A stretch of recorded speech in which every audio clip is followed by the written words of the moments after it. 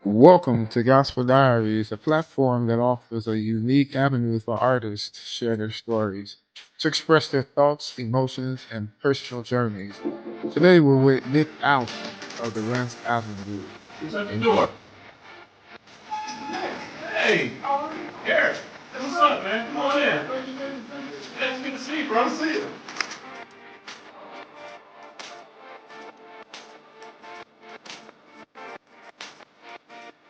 He had like the first VCR and everything, like the Betamax, the big 2012 VCR. He had one of those. But I want to find it. I actually have got um you're Steve Allen, huh? Oh, Was Thomas. I've got Thomas' son.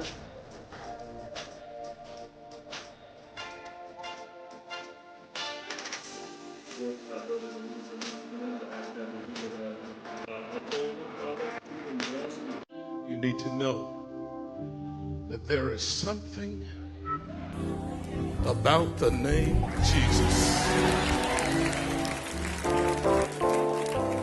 It's the sweetest name I know. Amen. You know, if you put the name Jesus in your mouth, it's better than a credit card in your pocket. Welcome to Gospel Diaries. Listen, I'm Eric Maurice Clark, and I'm here in Phoenix, Arizona, with Brother Nick Allen of the Rance Allen Group, and we're here to discuss and conversate about the legendary group. So first and foremost, let me introduce you to the audience. Say hey to everybody. What's going on, everybody? My name is Nick Allen.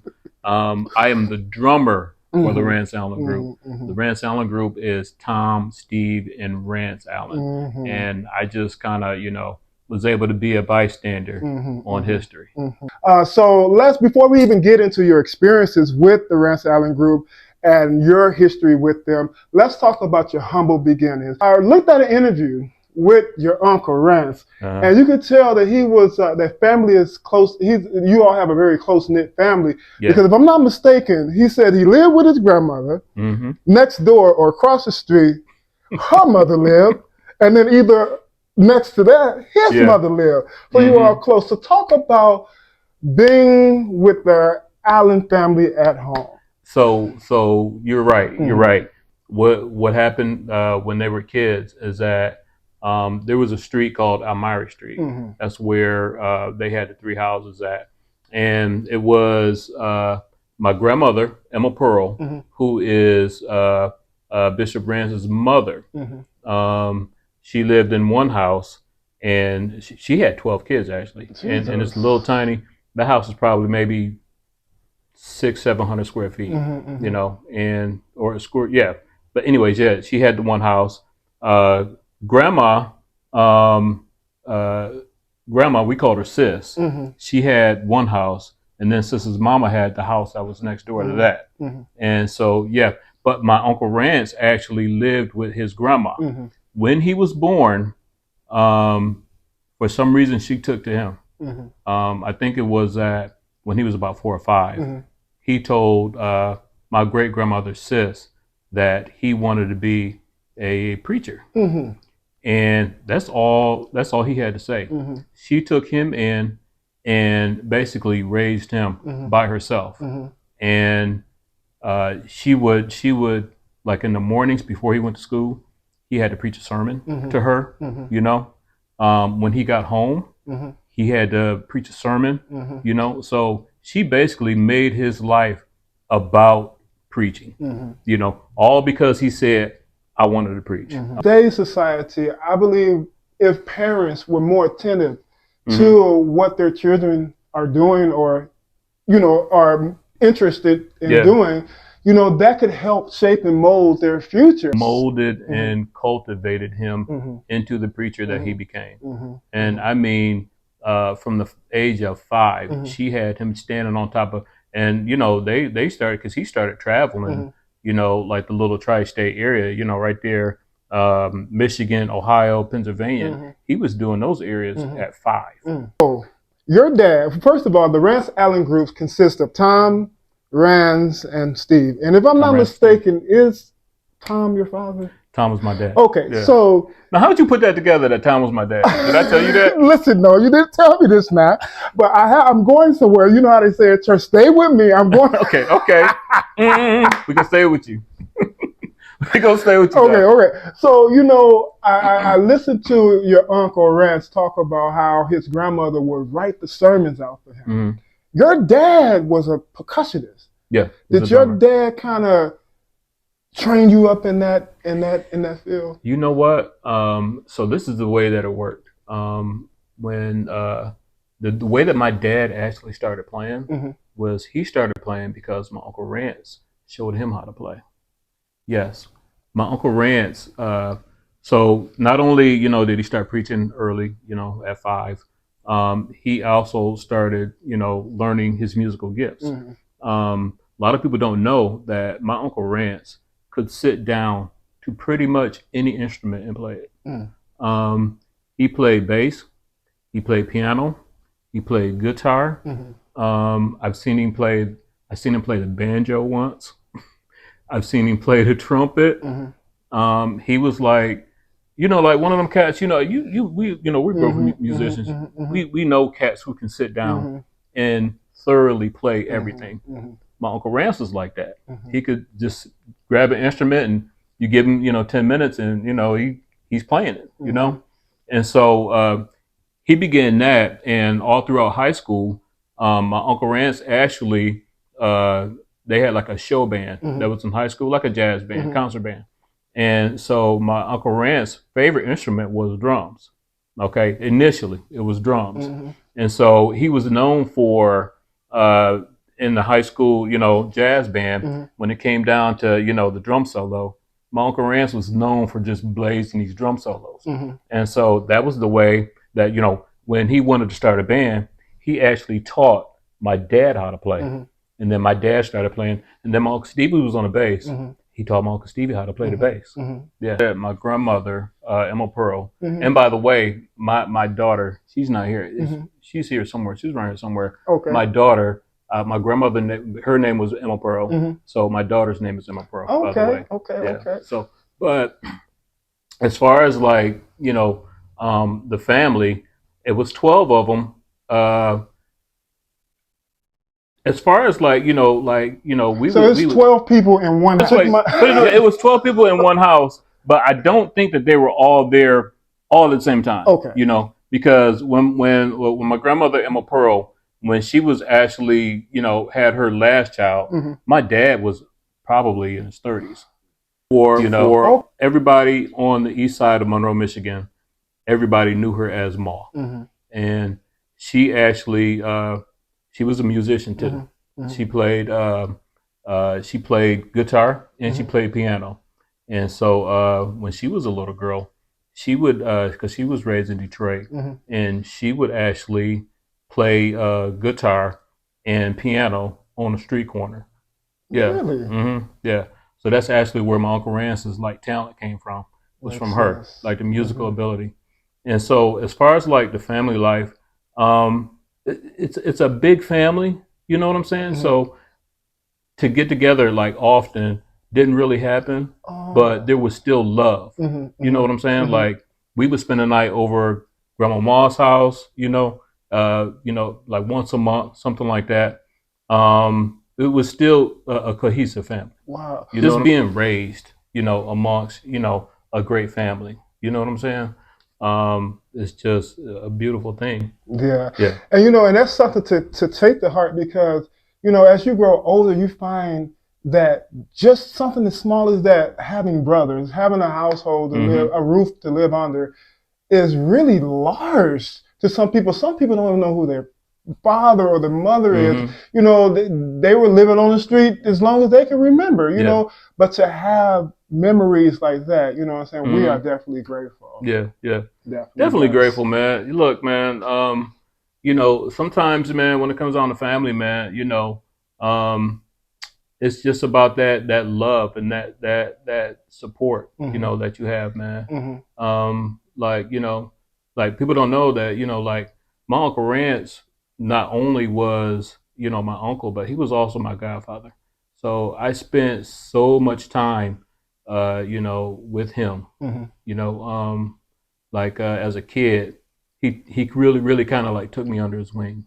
Let's talk about your relationship. We're gonna go down the list. Your dad, your uncles. But since you brought up Rance, let's talk about your relationship with child for Tom and Joyce mm-hmm. Allen, who are my parents, and so it was kind of like they had just gotten married, around that time, and they didn't have any kids. Mm-hmm. For some reason, I was the lucky one to like get taken under their roof. Mm-hmm. So when I was a kid, I would spend a lot of time, probably half my time growing up. I was with Uncle Rance, Mm-hmm. and like I said, he was my godfather, Mm-hmm. and I would travel with him because he would always be gone, driving somewhere, traveling somewhere, Mm-hmm. and so I started playing drums at the church. So he would always need a drummer to go with him. If he's going to preach and sing, he needed a drummer. Mm-hmm. So it was like, take me, Mm-hmm. So I traveled with him, and it would be just like me and him traveling to like Pennsylvania, traveling to Detroit, traveling to all kind of places in Ohio. Mm-hmm. And this would be like 2 or 3 times a month, something like that. Yeah, we would and be these gone. was his like preaching engagements. His preaching engagements. Okay, well, the first album came out in '71, but like just anything that you can share about the industry that Rance tells you. Well, their experience was so unique in the industry because what happened with them is that they were, I guess you could say, cutting edge. Because like when you go back and listen to their music, it don't sound like gospel music. Yes, sir. Yeah, it don't sound like gospel music. And so they were so cutting edge. He used to tell me, man, about like, they would go into a church and play, and their music sounded so much like R&B, or sometimes even like rock, to where people would get up and walk out. Yeah, because they weren't quote unquote saved. Even with songs like "I Belong to You," and they talking about they're not saved. Okay, go ahead. Yeah. And so I think it was almost like for him, it was almost like a watch this, watch what I'm gonna do with gospel music, kind of. And so those were like some of the things that really drove him. Of course, his love and his passion for ministry, and his love for Jesus Christ. But then also, there's this thing of being a trailblazer, within gospel music. Like their music was so cutting edge, and the reason why it was cutting edge is because, they started out with they got signed by Stax Music back in the day, Stax Records, and so a lot of their music back in the day was actually like their house band and stuff. I don't know if you remember a band called Booker T and the MGs from Memphis Records. And so yeah, man, they were cutting edge, and he would tell me about how people used to get up and walk out on them, that kind of stuff. Yeah, from Memphis. Yeah, that was like the house band for Stax Records. This is one thing that I like about history, is that first of all, like today, like I can't tell you what the future holds. But I can definitely tell you what happened in the past because there's evidence for that. And if we can just take the lessons that and I think that's really kind of some of the stuff that drove we can guide a better future. No, yeah. Amazing. So thank you so much for sharing that, because a lot of times people they want to shy, or they want to look down or frown upon anything that's different or outside of their comfort zone, or I wasn't raised up around it, this ain't right. Stop it. As long as it's reaching somebody, that's really all. Reach souls, man. Reach souls, man. That's what it's about, man. And that's one of the things, man, like, for Unc, man, that's one of the things that, that really for me, just I hold on to, is the fact that, man, this dude reached he's probably responsible for getting probably 1 million people saved. Yes. Let's talk about your dad, Tom. Tell us about your dad. My dad is, like one of the coolest dudes ever, man. Okay. My dad is a lot like me, and I'm a lot like my dad. Okay. Well, I shouldn't say that, because I'm a lot like my Uncle Rance too. Okay. We're all just like low key cats. Mm-hmm, You know what I'm saying? mm-hmm, Like, you know, very humble. We don't like the spotlight a mm-hmm, whole lot. You mm-hmm, know, hence I'm doing an interview. I don't like, Well, listen, we happy. yeah, man. You know, my dad, Thomas Allen, man, he was a like a working dude, man. Mm-hmm, Like my dad, you know, he was the ultimate weekend rock star. mm-hmm, You know, mm-hmm, I mean, he would be out on the road. They would be, you know, shoot, way out in California somewhere. mm-hmm, You know what I'm saying? mm-hmm, And but then he would come back, and on Monday he got on them, you know, that blue mm-hmm, work uniform, and he mm-hmm, going to work. You know mm-hmm, what I'm saying? But my dad was or is a very, very loving dude. You know what mm-hmm, I'm saying? mm-hmm, My dad loved his family or loves his family, mm-hmm. and will do anything for his family. And you Yeah. know what? There is a recording, and when I mention this song, you're gonna be like, Lord have mercy. You probably know where I'm going. But when I watched it, man, it's almost like tears wanted to just. I had Hmm. to wipe them away because I can see you and your dad. Like your dad was singing a song called "Reach Out," Yeah. and you were on the drums. And I'm so glad that they captured that moment, Hmm. that whole moment, the way Yeah. that they did, because you can tell like everybody's proud of one another, and Yeah. just the feeling like you're on the drums and here's dad, and like you know what I mean. That was Yeah. just like I got chills when I It's watched just that. like Yeah.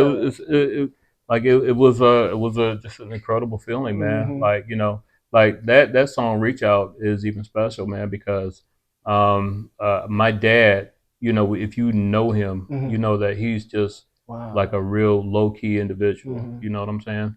And my dad, like, my dad, like, for instance, you know, my dad's the type of dude who, like, if he wasn't on the road traveling, Mm-hmm. then he had on his Michigan State employee, you know, blue uniform. You know, that's all I remember seeing him in. You Really? know, and so uh, that was just him. You Mm-hmm. know, he's just very, you know, stay at home, you know, kind of deal. Mm-hmm. And for him to be able to step out Mm-hmm. and, you know, lead a song, you Mm-hmm. know, he's like, go ahead, old man, get that Yeah, song, you yeah, know. yeah. I really enjoyed that, But man. man, that's what the Rance Allen Group was, man. Mm-hmm. We were a family. You Yes, know what I'm saying? absolutely. We were like a family, man. A real family too. At A real that, family, yeah. sometimes these groups they start off as family and then you know. Mm-hmm. But I'm speeding ahead. But there is an album, if my mind correct. What was it? Right around like 81, 80, and it was the Rance Allen Group, and there was a Caucasian guy on there with a smile. Who Oh was my that guy? God, man. Who was that? That was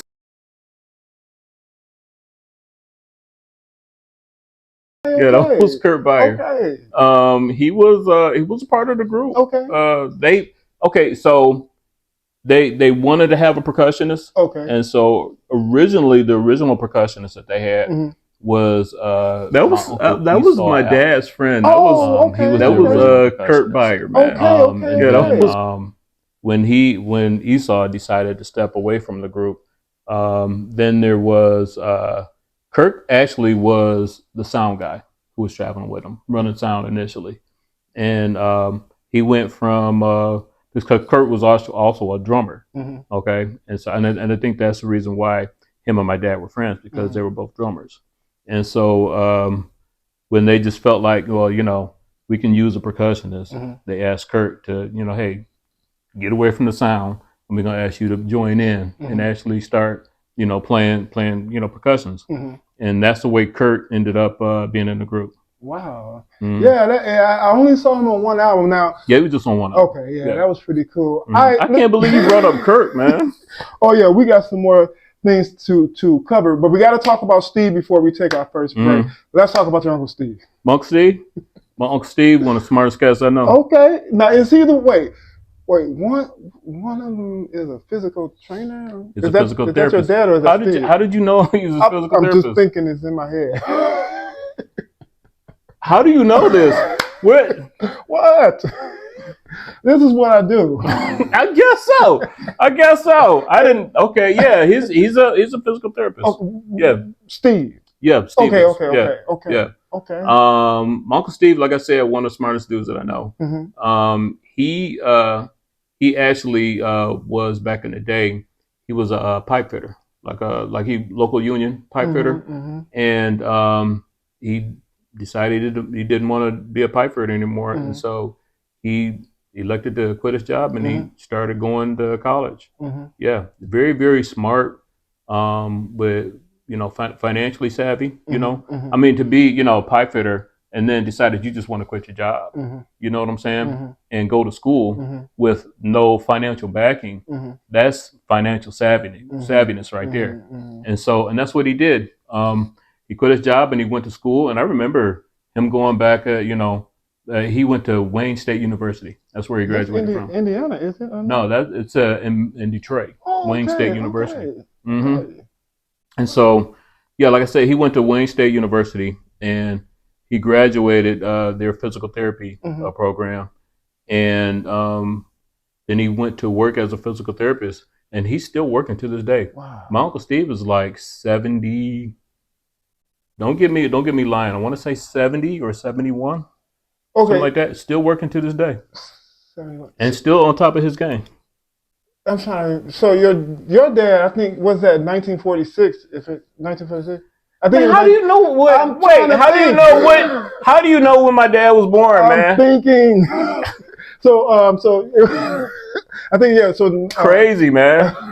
Dang. 1940, and then Rance, he was like what, 3 years? He was behind? 49. 49. And so that means, okay, so Steve is in the 50s. All right, okay. Yeah. All right, listen, man, that was our first segment. We just wanted to get the preliminaries out of the way. And we're going to go to a short intermission. And we'll wait. Yeah. Before I just want to say, my Uncle Steve bought me my first car. Did he? What kind of car was it? Man, it was a Mercury Topaz. No, I take that back. No way. No, initially he bought me a Renault Fuego or something like that. Okay. It was actually his car. Okay. And so he was like, for my graduation, he was like, I'm going to give you this car for your graduation. Okay. And so I hopped in that car, got in, I drove down the street, and it just blew a gasket. It blew a gasket right away. So I came walking home, and I called my Uncle Steve. I was like, Uncle Steve, my car broke down. So he said, well, don't worry, man. I'm gonna buy you another car. So I was like, okay.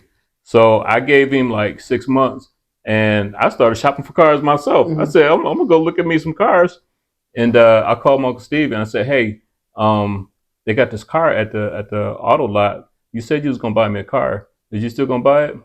He went down there and bought me a car. Really? And that was the Mercury Topaz. Mercury Topaz. Now, can I tell and you? I had that car all the way up until when I first got married. That is amazing. I'm shaking over here. Going to tell you why? What? You had a Mercury Topaz? Wait, hold on. It's not just that easy, sir. Not only did I have a Mercury Topaz, it was my first car, and we're not done yet. We're not done yet. My dad, on my 18th birthday, took me to this shabby little place, and I'm just this eager little child, just enthused, about to get a car. Yeah. Man, I gave the man about $800, drove out the lot, went and saw my grandfather, went to my auntie's house, and by the time I was on my way home, the car wouldn't even start again. No, for real? Mercury Topaz. Mercury Topaz, huh? Yeah, man. So we had similar situations with the first car, huh? Yes, absolutely. Yeah. Man, I remember, man, that bad boy. As soon as I turned the corner, man, it was just smoke, and I looked out my rear view mirror, and I could see oil was just dragging, out the car. So yeah, funny, man. All right, be back. I love the name Jesus. Oh, how I love the name. It's the sweetest name. It's the sweetest name. Yeah, I know.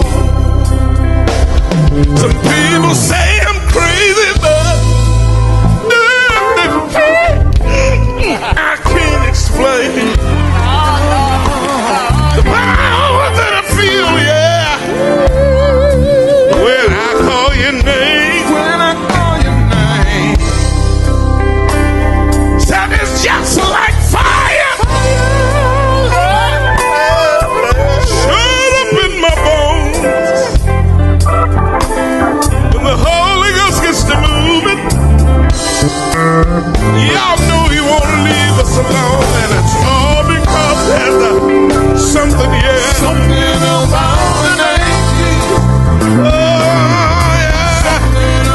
All right, welcome back to Gospel Diaries. I'm still here with the also wonderful Mr. Nick Allen. Hey. You ain't going nowhere. No, I ain't going nowhere. I'm enjoying this, man. I've never had the opportunity to do this, man. Really? Yeah, it's pretty nice. We hear from the artists, but we don't hear from their family. And the artist is more than just an artist. I mean, we see them as an artist, but they're a human being too. They have emotions. They got. We hear from Michael, but we don't hear from Tito. Oh. You know what I'm saying?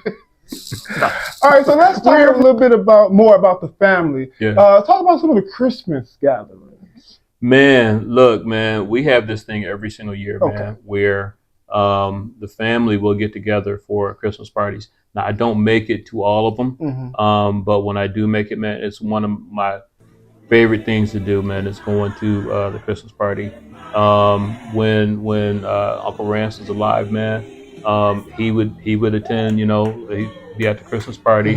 My dad, my Uncle Steve, but then also all of the 12 tribe.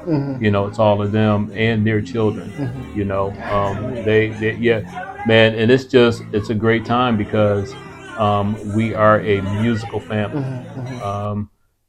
I mean, when they get together, like I said, it's like American Idol, man. You know, right at the house. No, the family's big, so we have to rent a place now. Oh, yeah, okay. Yeah, they have to actually rent a place and bring food in and all that kind of stuff. Yeah. Okay. Yeah, but the Christmas parties are epic, man. And you know, we have a musical family. Let me name them all. I better not miss one. Jesus. You got Annie, Judy, Linda, Cecilia, Teresa, all of the sisters, all of them sing, you know. I have an Uncle Lito and an Uncle Andre. They both play drums. I have Uncle Esau, who actually was, like I said, one of the original percussionists. Who else? Like I said, everybody sings. Everybody sings or does something. My nephews, Brandon and Eric, who are my sister's sons, they also are. They're producers and musicians in their own right. They play for Machine Gun Kelly. Like I said, man, it's epic. You know, as far as like the musical talent that's in one family. It's like you just don't see it all the time.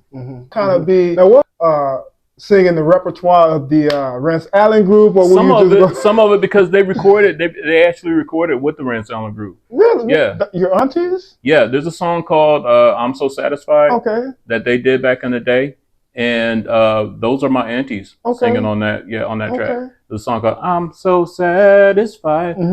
That's the family singing on that. Wait. Are you talking about the white album with the three brothers? It's a white background. Yeah, and there's a song on there called "I'm So Satisfied." Exactly. Yeah, that's the family singing on there. I was wondering. Okay. Yeah, that's not a rented choir. They just said call the girls. Oh. You know. Yeah, and they showed up and they recorded a track. Now I must ask you this. Now we're getting into some interesting things. When did you notice the impact that the Rance Allen Group has on the world or in the gospel community? Man, like when I first started traveling with them, I'm trying to remember what the first gig is.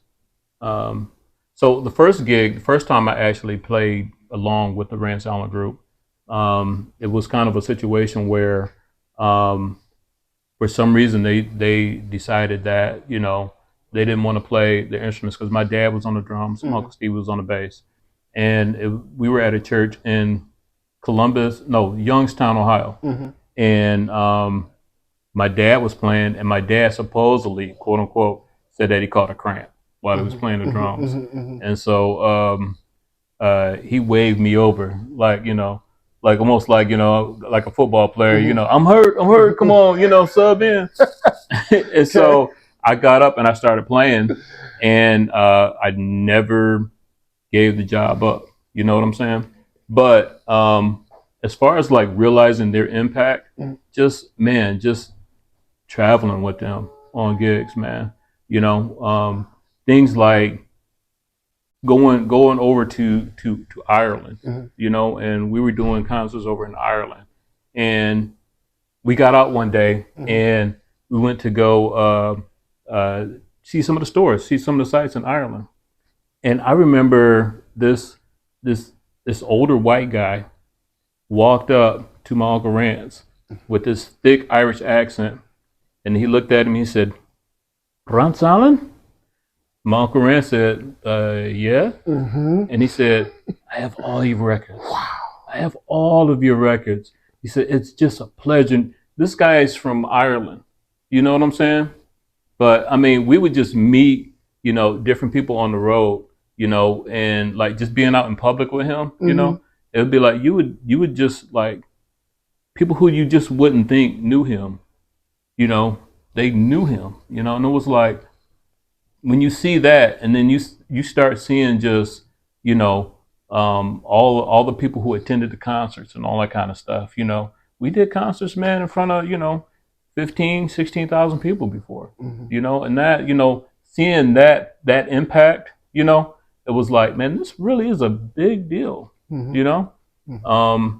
Like I said, I'm just a bystander, man. No. As far as like the local community right there around where he pastored at, man, that church was just a beacon of light for that community. He was, you know, he was a church pastor, but he was also a community pastor. You know, the one thing about New Bethel is, and that's the church where he pastored at. I've seen so many people, man, come through the doors of that church, man, and turn their lives around. You know, a lot of people, like, you know, if you may walk in and, you know, if the church ain't got, you know, they not broadcasting to, you know, 50,000 people online, or, you know, if you don't see all of, you know, what you think, like, you know, you walk in and you think, this is Bishop Rance Allen's church, you know, it should be, you know, 600-700 people here. Okay. No, it's a church, and he's got about, on a good day, 100 people. You know what I'm saying? But you cannot look down on that crowd, because that man got souls saved. Oh, yes. You know, with Stax Records, Okay. there was a guy named Al Bell. Yeah, Al Bell. Who was the CEO of Stax Records. And so what happened is that, of course, you know, everybody knows the story about Stax Records, how, you know, they ended up going under. They were originally 1971 when they got signed by Stax Records. That was Al Bell. And so they went from Stax Records to a few different record labels. I know Myrrh Records was one of them. Yes. But then they ended up signing with Belmark Records. Belmark Records was, what happened is that after Al got done, you know, and, you know, he tried a few other ventures, and then he decided, I'm gonna go back into music, Al Bell. And so that's when he came up with Belmark Records, and that's where Miracle Worker was birthed from Al Bell. Them getting back with Al Bell. Yes. So they before me, they had gotten heavy into using drum machines. They were probably one of the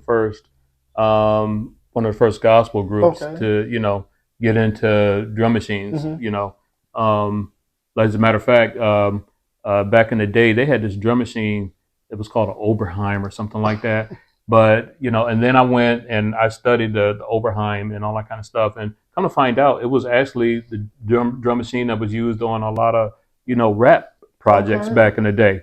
You know, so they were like cutting edge. Wow, you know what I'm saying? yes. Even back then. Yes. And so the first project that I actually played on was the live album. They decided to do a live album. You're talking about the live experience? Live experience, yeah. So that was 2001, right? That was the first project that I actually played on, because, like I said, they were using drum machines. You know, and so there, you know, that was back in the day where, you know, drummers kind of got cut out. You know, it was like, yeah, we would let you play, but, you know, we got this good old drum machine, so we just gonna go with that. You know, and so the first project that I actually played on was the live experience. Getting music ready for an album.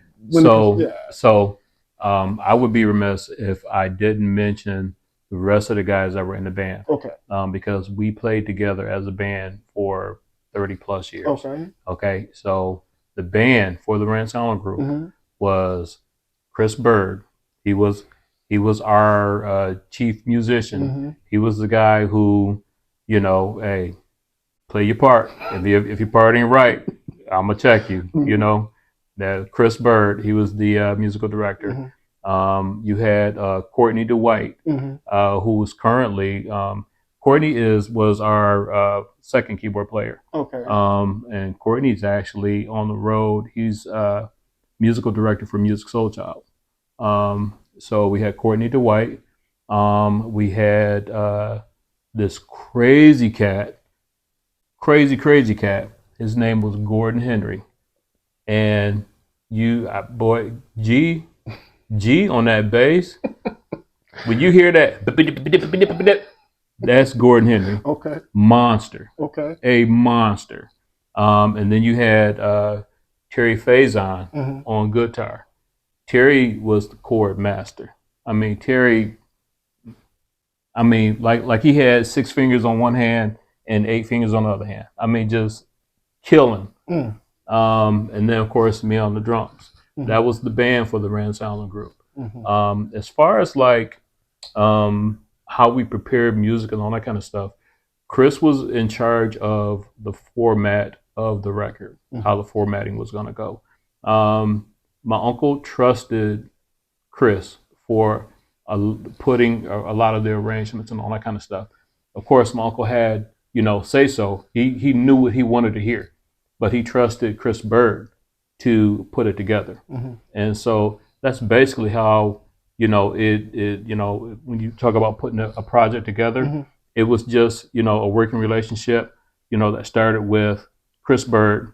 And then, like I said, or should I say, started with my uncle. And then he told Chris what he wanted.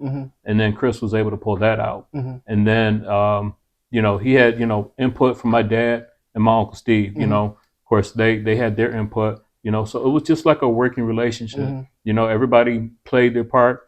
Everybody knew how to make it happen. And just beautiful music would be Chris. Talking about the name Jesus. All right. Now, whose idea was it to re-record it on the live experience? I think that was my Uncle Rance's idea. Whose? Yeah, that was my Uncle Rance's idea. Okay. Yeah, he wanted to do something about the name Jesus. That was kind of one of the songs that put him on the map when it came out. And the record company was coming up with pitches on for the next album. And that's when, they said, well, we want to do a live album. And he kind of had to be pushed into doing a live album because he really didn't like, he was worried about, recording live, whether or not, he would mess up or anything like that. And so I think his idea was that he's going to do songs that he know, you know what I'm saying? And Something About the Name Jesus was a song that he knew, and he didn't want to do new material, brand new material. So he wanted to do Something About the Name Jesus since it was already hot. And then old material that that he felt really didn't get the justice that it deserved. And so that's the way that concept came up. But when it comes down to Something About the Name Jesus, yeah, it was the hot song at the time. And so he said he wanted to do it on the live project. That song is one of those songs, like, you hear every once in a while, every full moon, so to speak, a gospel song comes out and those non-Christians that don't go to church, that's my song.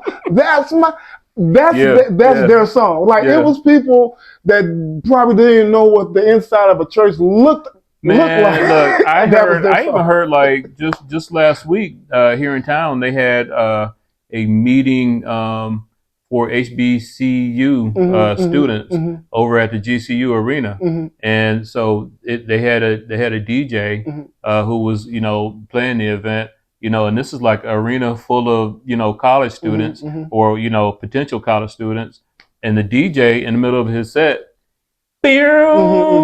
And the whole arena I heard was singing Something About the Name Jesus. Wow.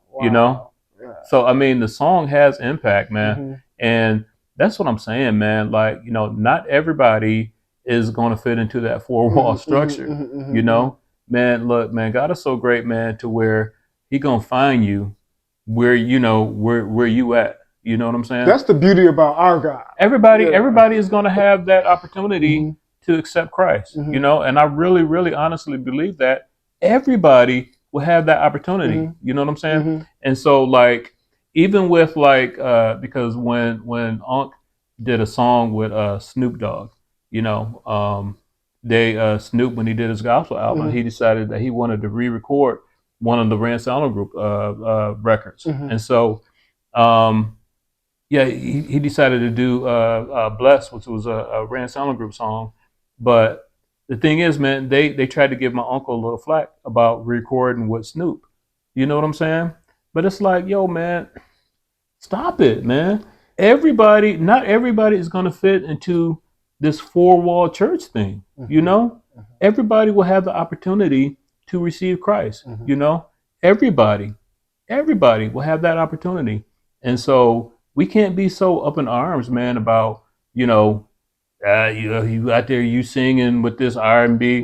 No, my uncle was like, yo, if they want to shout Jesus, then I'm gonna shout Jesus with them. Social media one day, and I was like, you know, just scrolling through, you know, and I think I follow Snoop, or I don't know if I follow him or the video just came up, but he was on there and he was giving like a preview of, you know, the his gospel album, and I'm listening and I'm like, that sounds like the Rance Group. Is Snoop playing the Rance Group? I didn't even know. I didn't know that he had done that recording, and so then that's when I started reaching out to different people. I'm like, hey, did you hear this, man? You know, and at first I didn't get it because there was like ultra secrecy, you know, and that's when I started to find out. Well, you know, Snoop's got a gospel album coming out, you know, and so yeah, I didn't get the opportunity to play on Snoop's recording, but the original version of that song I did play on. Wow! Now the Rance Allen Group has been featured. Have been privileged to feature a lot of people on stage, but I like to put it in reverse because I think the people that he featured, they should have been happy that they were featured on his stage. But however the case may be, we're talking about the Clark sisters, Vanessa Bell Armstrong, even a little quartet, Paul Porter. Yeah. I mean, so who were some of your favorites that you were able to work with through the veins of the Rance Allen Group? Man, you know, I really enjoyed working with Kurt. Really? Kurt Franklin. Yeah, he was just to be able to meet him. Really, just a real down to earth cat. I really enjoyed, of course, working with Fred. You know, just another down to earth cat. Haven't worked with John directly, John P. Key, but John P. Key is like an uncle to me. You know, so just you know, man, just being able to meet just all kind of people, man. But yeah, I enjoy as far as like, you know, I guess just musical ability. Seeing him work was a really cool thing, you know. And then Fred too, you know, being able to see them work. Vanessa Bell Armstrong, powerhouse, man, powerhouse, man. Look, I'm just like privileged, man, to be able to have experienced what I experienced, man. You know, I just, you know, it's all God for me, man. You know, and I'm lucky, man. I'm blessed. If you know the Rance Allen Group wanted to, they could have had umpteen different drummers. They could have had drummers who got on the set and just blazed. You know what I'm saying? But because of, you know, who I was connected to, I was afforded that opportunity. Think about it, man. You know, like when we were in elementary school, I like this type of talk now. Like you were in elementary school and like they made us read upon like people in the past and things of that sort. Even Black history, though. You know, this is kind of a surreal moment for me right now. You know, I'm literally sitting next to someone. You are a part of history. You are a part of Black history. Like your name could never, ever be erased. Like your contributions, man. I'm just saying. You may think that they're small, But you never know, man. That person that's overseas somewhere Yeah. probably looking at you every day and don't even know how Mm-hmm. to get on Facebook and just say, man, Yeah. thank you for encouraging me, walking me through Yeah. these issues in life. Yeah. So I want to tell you, man, I thank Oh, God. man. Thank you for this opportunity to sit Man, with you, I'm man. just I really fortunate, do. man. I'm I just really do. fortunate, man. God has really, really been good to me, man. Yeah. If we closing out this interview, Mhm. man, yo, I have got to say that two people who have been just very, very special to me. My mama, Mhm. Joyce Allen. Mhm. She was the one who reared our family, who kept us all together. Mhm. My wife, Mhm. Shalonda Allen. Mhm. She is the love of my life. If you Mhm. look at my phone, if you Mhm. call my phone, Where your phone? or Where his phone? if she calls my phone, it's gonna come up as love of my life. So just I wouldn't be remiss if I didn't mention Joyce Allen and Shalonda Allen. Yeah. Tell you the story, man. Okay. I'm gonna tell you the story, man, because it involves me, Okay. it involves my wife, and it involves my Uncle Rance. Okay. So what happened? What's special, what's unique about me and my wife is Okay. that we dated for 6 months. Okay. And we really didn't even date. Okay. I seen my wife 3 times Mhm. before we got married. Mhm. Actually seen her in the flesh Mhm. 3 times before we got married. I was living in Ohio. She was here in Arizona. Mhm. And so we started this phone thing to where we were on the phone almost literally 24 hours a day. Wow. Yeah. And it was like that for like 6 months. She came out to Ohio like 3 times Mhm. to see me. Mhm. No, 2 times. And then I came out here 1 time Mhm. to hang out with her. Mhm. And so we decided to get married. We decided that she was going to move to Ohio to be with me. Mhm. And so we moved I moved her down here to Ohio. And we went to the Justice of Peace Mhm. to get married. Wow. And so we got married at the Justice of Peace, same day, very same day she got down there. We made an appointment at the courthouse and we went and got married. So people, started saying, well, y'all ain't really married. Y'all ain't really married unless you get married in front of a preacher. You got to get married in front of a preacher. And so, man, they were just dragging us, like y'all some heathens, y'all living in sin. Mhm. And so we said, bump it. Let's go get married then. Okay. If they gonna talk about us, let's go get married. So that's what we decided to do. I called my Uncle Rance. I said, Unc, I need to get married. Can you marry me right quick? Mhm. Yeah, I'm at home. Yeah, come on by. I'll marry you. So we drove over to Uncle Rance's house. And when we got there, my Uncle Rance was in his lazy boy. Okay. Just watching the movie, and he's just sitting there, kicked back. And so we walk in, and he look, oh, y'all want to get married, huh? so he said, yeah, Uncle, we need to get married.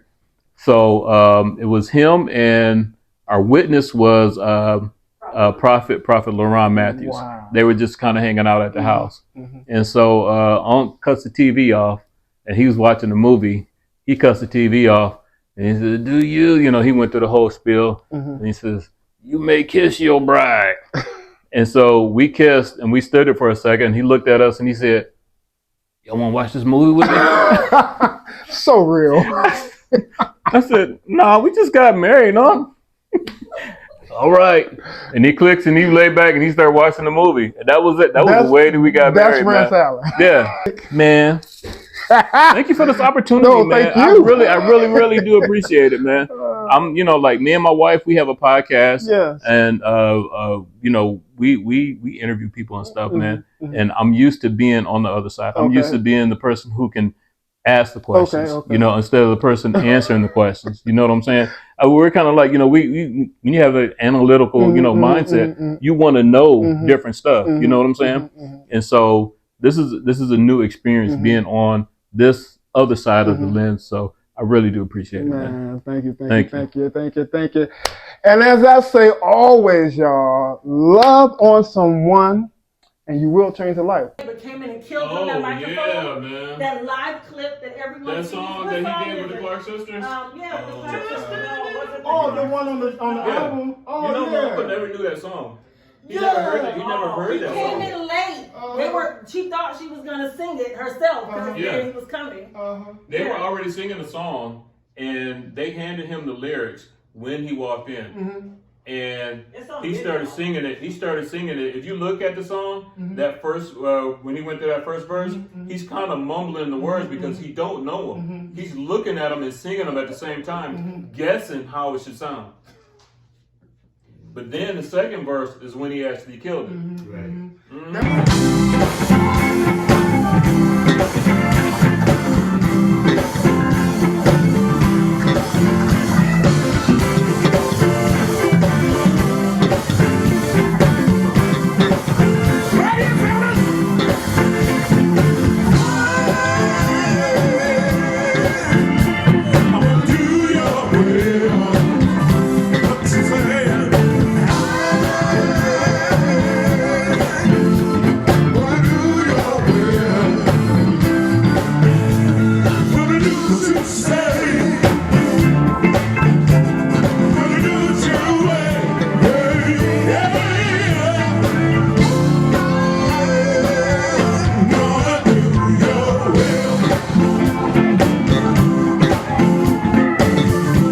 Somebody, I want to see you dance. I want to see you dance. Y'all